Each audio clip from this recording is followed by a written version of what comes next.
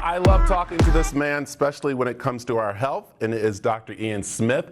And Dr. Smith, right now, our health is so important as we're moving into a new season and of course, of cold and flu.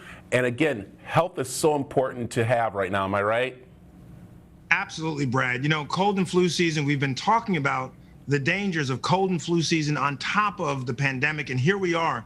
And I want people to realize there are very simple measures you can take to really help prevent the transmission of disease. First of all, washing your hands with soap and water for 20 seconds is so critical. If you don't have soap and water, use sanitizer. Making sure you sneeze into a tissue and cough into a tissue. If you don't have a tissue, use the inside of your elbow.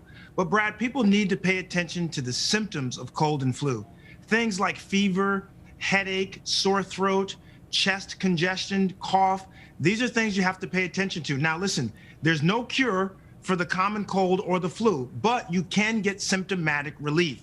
And so I tell people, when you go to a grocery store or to a pharmacy, look for the over-the-counter medications that are going to provide relief. Mucinex, for example, has something called Mucinex DM 12 Hour. It helps control your cough. It helps relieve that chest congestion, and it also will thin and loosen your mucus up to 12 hours. But listen, no matter what you decide to take, Brad, you've got to pay attention to the dosage that's prescribed on the bottle or the box. And in these particular times, if your symptoms persist, please call your local healthcare professional to make sure there aren't next steps you should be taking. Yeah, and our health care providers are so important to us, our doctors are, and that's why this ally of doctors is so important right now. Tell me a little about this. Yeah, this is great. You know, we need more feedback for doctors. Last year, only 16% of patients actually provided feedback or comments about their doctors. This feedback's important for the doctors. It helps them find their strengths and their weaknesses. It helps them improve the quality of care. It's also important for other patients. Think about it. When we buy things these days, we read the reviews first. Well, same thing with your doctor. You look for a doctor who's going to be the best fit for you. You want to read reviews. So Mucinex has this campaign. It's a national campaign. And what it basically says is, we want doctors around the country, frontline workers, healthcare professionals, to know that we love you, we appreciate you, we support you, and we want you to know that we stand behind you. And so this campaign is so critical, particularly during these very trying times.